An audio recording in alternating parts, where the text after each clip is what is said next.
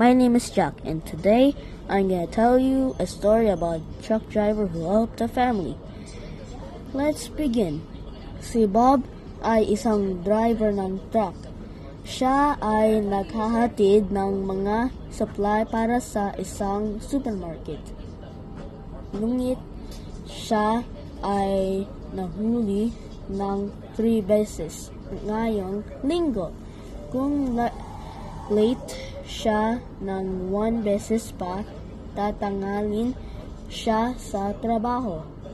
Sa kanyang pagpunta sa supermarket, tumingin siya sa isang pamilya na kailangan ng makauwi, ngunit hindi nila kayang bumili ng anumang sasakyan.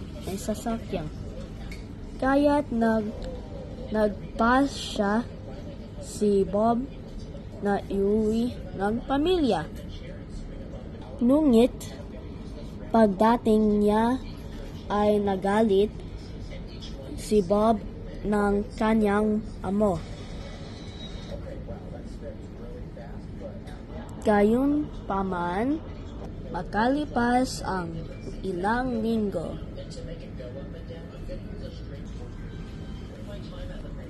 pagtapos ay tinawag si Bob ng kanyang amo.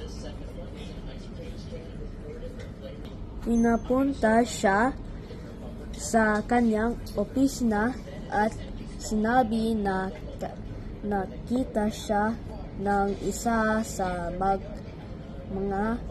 mga katrabaho ni Bob na tumulong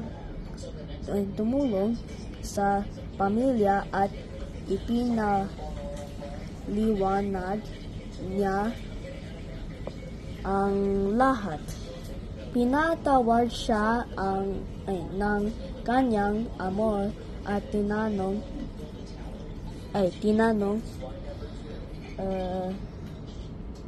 siya kung gusto niya na magbalik sa kanyang trabaho. At ginawa niya iyon. Nagkako di rin siya na hindi na siya mahuhuli. Wakas ay the end. Paalam.